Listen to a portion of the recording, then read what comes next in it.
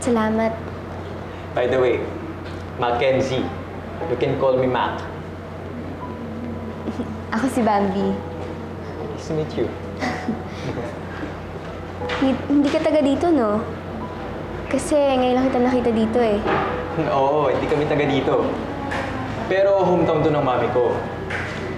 Kaya lang kami nandito kasi gusto maghanap ng mami ng tahimik na environment para sa pagre-recover niya. Alam mo naman.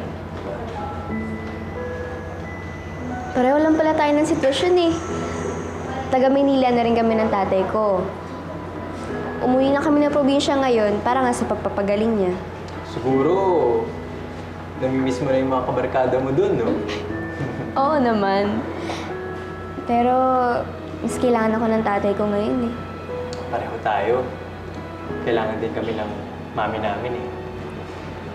Ang swerte pala ng mga magulang natin sa atin, no?